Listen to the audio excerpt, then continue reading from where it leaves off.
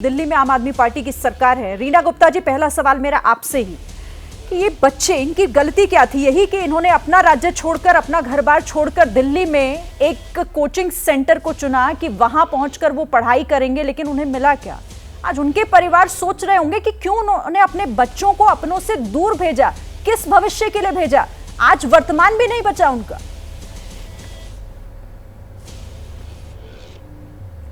शिरीन जी, मैं आपकी बात से पूरी तरह सहमत हूँ। बहुत ही दुख भरा हादसा हुआ है। एक माँ होने के नाते, खुद पेरेंट होने के नाते मैं कल्पना भी नहीं कर पा रही हूँ कि उन बच्चों के माँ बाप की इस समय कितनी बुरी हालत हो रही होगी। जितना कि अभी तक की तहकीकात से पता चला है, ये जो बेसमेंट था इसमें गैर कानूनी तरीके से, इलीगल तरीके से कमर्शियल एक्टिविटी चल रही थी।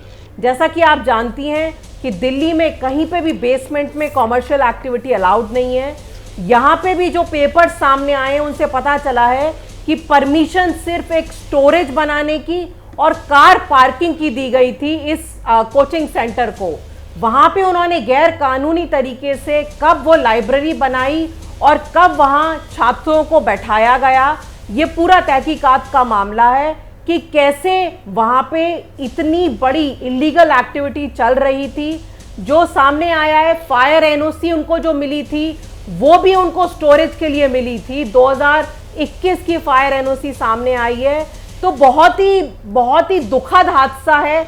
आम आदमी पार्टी की पूरी सरकार, हम सब इस दुखद घड़ी में पेरेंट्स के साथ हैं और हम सब इस बात के लिए कटिबद्ध हैं कि दिल्ली के बेसमेंट्स में अगर कहीं पे भी कमर्शियल एक्टिविटी चल रही है तो उसके खिलाफ हम सबको मिलके इस समय आवाज उठानी पड़ेगी कि कमर्शियल एक्टिविटी अगर अलाउड नहीं है तो दिल्ली के अलग अलग एरिया में तहकीकात आप कर रहे हैं रीना जी। मॉनसून की ये तैयारी है दिल्ली में, वो दिल्ली जो पिछले कई सालों से डूब जाती है, वहां ऐसी तैयारी थी आप लोगों की मॉनसून की? जी शिरीन जी, ये जो एरिया था यहाँ पे नाले की एक्चुअली सफाई हुई है। आज आपने देखा होगा हमारे मंत्री सौरभ भारद्वाज जी ने एक वीडियो भी जारी किया है कि किस तरह से कुछ एरियाज ऐसे थे जहां नालों की सफाई नहीं हुई, लेकिन राजेंद्र नगर एरिया में खुद वहां के विधायक ने भी ये क्लियर किया है कि यहाँ पे नाले की सफाई एक्चुअली हुई थी।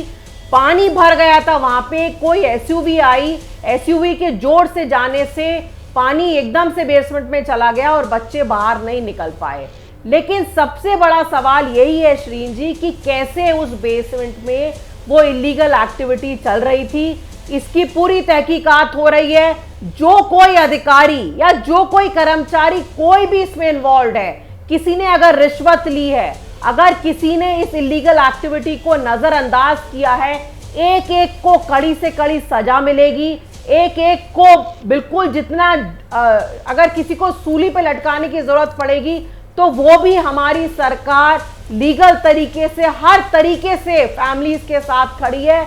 ये समय गंदी राजनीति करने का नहीं है, ये समय दोषारोपण करने का भी नहीं है, लेकिन सवाल उठाने का समय है। सवाल पूछा जाएगा आपसे भी और जितने लोग इसके लिए जिम्मेदार हैं उन तमाम लोगों से। ठीक है, चलिए मैं आती हूं आपके पास। राधिका खेड़ा, मतलब दिल्ली जैसे शहर में जहां बेतरतीब तरीके से कोचिंग संस्थान चल रहे हैं, सबसे पहला सवाल तो यही उठता है कि इतने कोचिंग संस्थान और उनकी इतनी हिम्मत कैसे हो जाती है कि वो नियमों को ताक पर रखकर, सीना चौड़ा कर वहां पर इस तरीके से छात्रों के भविष्य के, उनकी जान के साथ खेल रहे हैं। शिरीन जी, सबसे पहले तो जो ये दुखद घटना हुई है उसमें जिन बच्चों की जान गई है, ईश्वर उनकी आत्मा को शांति दे और उनके परिवारजनों को हिम्मत दे कि वो ऐसा दुख है जो जिसका कोई इलाज ही नहीं है। मैं मानती हूँ माँ बाप के लिए अपना बच्चा खोना, इससे बड़ा कोई दुख नहीं हो सकता। तो उनको हिम्मत दे उनके परिवारों को कि इस दुख को वो सह सके। देखिए, आज जो दिल्ली है वो ये समझ चुकी है कि केजरीवाल सिर्फ शराब माफिया और शराबियों के ही किंगपिन नहीं, पर डूबती दिल्ली के भी किंगपिन है। दिल्ली में शराब घोटाले के मुख्य आरोपी जो अरविंद केजरीवाल है, उनकी रिहाई को लेकर पूरा गैंग, पूरा के पूरा ठर्रा ब्रिगेड वो पूरी तरह से चिंतित था कि अरे ये कब निकलेंगे, कैसे निकलेंगे, खाना मिल रहा है, नहीं मिल रहा है, ये नहीं हो रहा है। लेकिन मुख्यमंत्री का बाहर निकलने के लिए उनको चिंता है, लेकिन जिन लोगों ने उनको मुख्यमंत्री बनाया उनकी सिक्योरिटी और उनकी सेफ्टी को लेकर सब कुछ अनदेखा किया जा रहा है और वो हमें लगातार देखने को मिल रहा है। सड़कों पे पानी भरता जा रहा है, उसकी कोई चिंता नहीं है। हमने ये भी देखा कैसे कुछ दिन पहले एक और बच्चा, आसपास के एरिया में ही वो घटना है जहाँ पे वो करंट लगने से, पानी भरने की वजह से जो करंट लगा उसकी वजह से उसकी मृत्यु हो गई। और इस तरीके से कई केस आए हैं दिल्ली में।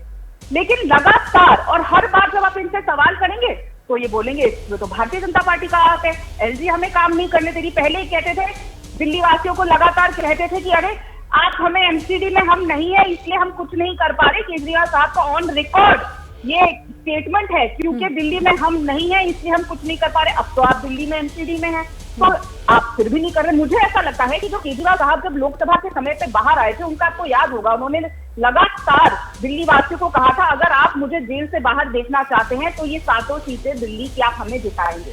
दिल्ली वासियों ने उनसे विश्वास इस बार नहीं किया, तो उसकी सजा वो इस तरीके से दिल्ली को दे रहे हैं। ऐसा दिल्ली ने कभी नहीं सोचा था कि वोट ना देने के लिए चोट केजरीवाल साहब दिल्ली की जनता को देंगे, जो इतनी भयानक होगी कि आप ये छोड़िए कि और भी तो वहां बच्चे थे, वो तो कितनी मुश्किल से निकले। अभी तो सिर्फ 3 की मौत हुई, जो बहुत दुखद है और बड़ी घटना हो सकती थी। और आने वाले समय में हम एक टाइम बॉम्ब पे बैठे हैं। जिस तरीके से वहां पे इंस्टीट्यूट चल रहे हैं, लगातार कंप्लेंट जाती है लोकल एमएलए के पास, और वहां की एमसीडी की टीम, लोकल एमएलए की टीम चेक्स क्यों नहीं करती? सर्टिफिकेट देने का मतलब ये नहीं होता। और प्रॉपर एमसीडी के स्क्वाड्स होते हैं जो लगातार ऐसी कमर्शियल स्पेस पे जाके, जिनकी जिम्मेदारी होती है कि चेक करे, चाहे वो रेस्टोरेंट्स हो, चाहे वो लाइब्रेरीज हो, जो भी कमर्शियल स्पॉट्स है, वहां के सेफ्टी के जो भी डॉक्यूमेंट्स इशू हुए हैं उनकी चेकिंग करी जाती है, क्या नॉर्म्स फॉलो हो रहे हैं कि नहीं। लेकिन क्या करते हैं ना, जब से आम आदमी पार्टी एमसीडी में आई है, इनके लोग वहां जाते हैं, रिश्वत लेके वहां से चले जाते हैं। और ये हम लगातार देखते हैं स्पेसिफिकली उस एरिया में। अगर आप वहां जाके सुनेंगे, और यहाँ पे रीमा भी कह रही थी, ठीक है, मैं आती हूँ राधिका जी, मैं आती हूँ। देखिए सोल्यूशन सब जानते हैं, एक सेकेंड जल्दी से बात पूरी कीजिए, बाकियों के पास भी मुझे जाना है क्योंकि ये सोल्यूशन सब जानते हैं। रीमा जी कह रही थी कि हम दिल्ली की जनता के साथ खड़े हैं। अरे कैसे साथ खड़े हैं? देर आप उनके परिवारों के साथ खड़े हैं जिनके घर में ये मृत्यु हुई है। आप कहाँ खड़े हैं? देर रात तक आपके विधायक, आपके नेता, ना संतरी ना मंत्री, कोई नहीं पहुंचा था वहां पे। ठीक है, चलिए, कोई नहीं पहुंचा था। मीना जी इसका जवाब देना भी चाह रही है, लेकिन पहले मैं एक एक करके बाकी लोगों से भी रिएक्शन ले लूं।